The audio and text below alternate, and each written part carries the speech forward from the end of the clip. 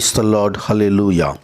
Zion வேதாகம ஆய்விற்கு அன்போடு கூட இயேசு கிறிஸ்துவின் நாமத்தில் உங்களை வரவேற்கிறேன்.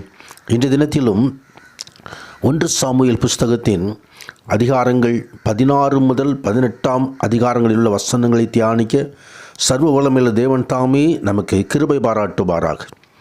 16வது அதிகாரத்திலே தாவீது சாமுவேல் தீர்க்கதரிசியினால் அபிஷேகம் பண்ணப்படுகிற காரியத்தை குறித்து நாம் இங்கே பார்க்கிறோம். கர்த்தர் சாமுவேலை நோக்கி, இஸ்ரவேலின் மேல் ராஜாவாயிராதபடிக்கு நான் புறக்கணித்து தள்ளின சவுலுக்காக நீ எந்த மட்டும் துக்கித்து கொண்டிருப்பாய்? உன் கொம்பை தைலத்தால் நிரப்பிக்கொண்டு வா, பெத்லெகேமியனாகிய ஈசாயினிடத்தில் உன்னை அனுப்புவேன். அவன் குமாரரில் ஒருவனை நான் ராஜாவாக தெரிந்து கொண்டேன் என்றார்.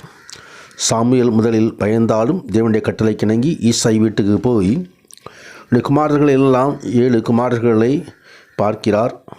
ஆனால் ஆண்டவர் அவர்களை தெரிந்து கொள்ளாமல், இதோ சிவந்த மேடியும் அழகிய கண்களும் நல்ல ரூபமுள்ள இருந்த தாவீதை ஆண்டவர் அழைக்கிறார். தாவீது தனது தகப்பனாகிய ஈசாயினால் அங்கே சாமுவேல் தீர்க்கதரிசியின் முன்பாக கொண்டு வரவில்லை. ஆனால் சாமுவேல் தீர்க்கதரிசி இன்னும் குமாரர்கள் இருக்கிறார்களா என்று கேட்ட பிறகுதான் வனாந்தரத்தில் ஆடு மேய்த்து கொண்டிருந்ததான தாவீதை ஈசாய் சொன்ன பொழுது, நான் வரும் வரைக்கும் நான் உட்கார மாட்டேன் என்று சொல்லி அங்கே சாமுவேல் தீர்க்கதரிசி தாவீது வரும் வரைக்கும் காத்திருக்கிறதை பார்க்கிறோம்.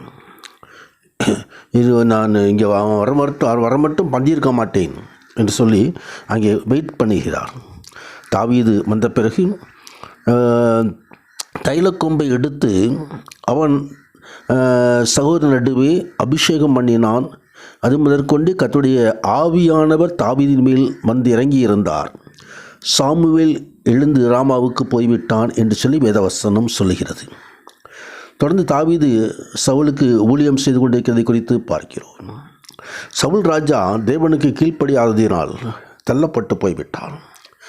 பரிசுத்த ஆவியானவர் சவுல் ராஜாவை விட்டு போய்விட்டார். இப்பொழுது பொல்லாத ஆவி வந்துவிட்டது. அந்த பொல்லாத ஆவி வரும்பொழுதெல்லாம் அந்த தாவீது சுரமண்டலத்தை எடுத்து வாசிக்கும் பொழுது இந்த பொல்லாத ஆவி சவுல் ராஜாவை விட்டு நீங்கி சவுல் ஆறுதல் அடைந்து சுஸ்தமாவான். பரிசுத்த ஆவியாக மனிதனுக்குள் இருக்க வேண்டும். அப்படி இல்லாவிட்டால் பொல்லாத ஆவி வந்து தன் காரியங்களை நடப்புகிற காரியத்தை குறித்து பார்க்கிறோம். பரிசுத்த ஆவியானவரை நாம் ஒரு நாளும் துக்கமடைய செய்யக்கூடாது. பரிசுத்த ஆவியானுடைய வழிகாட்டுதல்படி நாம் நடக்க வேண்டும் என்று வேதம் நமக்கு கற்றுத்தருகிறது. தொடர்ந்து 17வது அதிகாரத்தில் தாவீதும் கோலியாத்தும் அங்கே இருக்கிற காரியத்தை குறித்து பார்க்கிறோம். கோலியாத் இஸ்ரவேல் இராணுவத்துக்கு எதிராக அல்ல, இஸ்ரேல் இராணுவத்தினுடைய ராஜாவுக்கு எதிராக, கர்த்தருக்கு எதிராக, செயல்களின் கர்த்தருக்கு எதிராக அவன் அங்கே விட்டு சவால் விட்டு கொண்டிருந்ததை குறித்து தாவீது கேள்விப்பட்டு அந்த தாவீது கோலியாத்துக்கு எதிராக வந்து கோலியாத்து மடங்கடிக்கிறது காரியத்தை குறித்து நாம் இங்கே காண முடியும். கர்த்தர் பரிசுத்தமானவருக்கு ஆண்டவருடைய நாமத்தின் மேல் நாம் சத்துருவை மேற்கொள்ள முடியும். சத்துரு நமக்கு எதிராக வரும் பொழுது நாம் பயப்பட வேண்டிய அவசியம் இல்லை. கர்த்தருடைய நாமத்தின் மேல் விசுவாசம் கொண்டவர்களாய் அவனுக்கு எதிர்த்து நெல்லுங்கள், அவங்கள் ஓடி போவான் என்று எழுதப்பட்டிருக்கிறது. தேவனுக்கு கீழ்ப்படிந்திருங்கள், நீங்கள் பிசாசுக்கு எதிர்த்து நெல்லுங்கள், அவன் உங்களை விட்டு ஓடி போவான். ஆம், கோலியாத்தை மடங்கடிக்க பண்ணின கர்த்தருடைய ஆவியானவர் நம்மோடு கூட இருந்து நடத்துவாராக. அப்படி நாமத்தினால் நாம் ஜெயம் கொள்ளுவோம். தொடர்ந்து தாவீது அங்கே சாமுவேல் அரண்மனையில் இருந்த பொழுது சவுல் ராஜா தாவீதுக்கு எதிராக பொறாமை கொள்கிறதை குறித்து பார்க்கிறோம். தாவீதினுடைய மகன் யோனத்தான் அங்கே தாவீதோடு சிநேகமாயிருந்தான். பல காரியங்களை அங்கே சிநேகித்தால் செய்து. ஆனால் சவுல் ராஜா அந்த பொல்லாத ஆவியினால் ஆட்கொள்ளப்பட்டு வாக்குத்தத்தம் பண்ணியிருந்தான தன் மகளை அவனுக்கு விவாகம் பண்ணி கொடுக்கவில்லை. வேறொரு மனிதனுக்கு மேராப் என்று சொல்லப்படுதான மகளை வேறொரு மனிதனுக்கு ஆத்சியலுக்கு விவாகம் பண்ணி கொடுக்கிறது குறித்து வேதம் தெரிவிக்கிறது.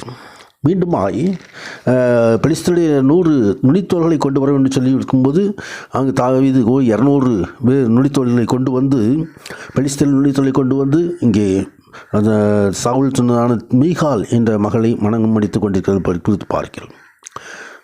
கர்த்தருடைய நாமத்துக்கு மகிமை உண்டாவதாக. தாவீது புத்திமானாக நடந்து கொண்டார், அவன் பேர் மிகவும் கனம் பெற்றது என்று வேதவசனம் வெளிவருகிறது. கர்த்தருடைய ஆவியான் நம்மோடு இருந்து நடத்துவார். புத்திமானாக நடந்து கொள்வோம், கனம் பெற்றவர்களால் உன்னை பெருமைப்படுத்துவேன் என்று சொன்ன ஆவியான நம்மோடு இருப்பாராக. ஆமேன், ஆமேன்.